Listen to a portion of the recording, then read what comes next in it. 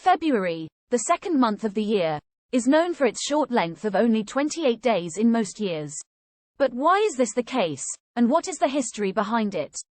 In this video, we will examine the origin of February's short length and its evolution over time.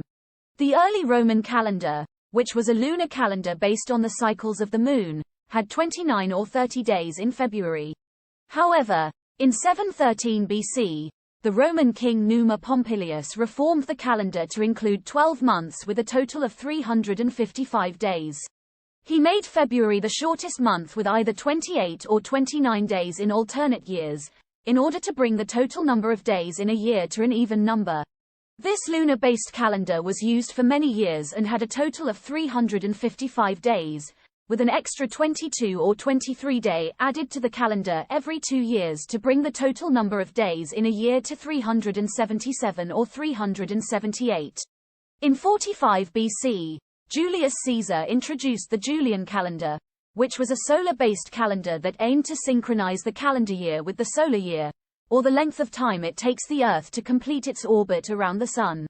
The Julian calendar was based on a year length of 365.25 days, with an extra day added to the calendar every fourth year to create a leap year. In the Julian calendar, February was given 29 days in leap years and 28 days in non-leap years, which is still the same system that is used in the Gregorian calendar that is used by most of the world today. The Gregorian calendar was introduced in 1582 by Pope Gregory XIII, as a modification to the Julian calendar. The Gregorian calendar solved a problem with the Julian calendar, in which the average length of the year was slightly longer than the actual solar year. The Gregorian calendar introduced a new rule to make the average length of the year more accurate, by skipping 3 leap years in 4 centuries.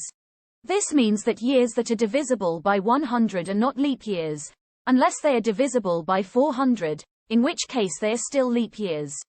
In conclusion, February's short length of 28 days in most years is the result of centuries of calendar reform and evolution, from the early Roman calendar to the Gregorian calendar used by most of the world today.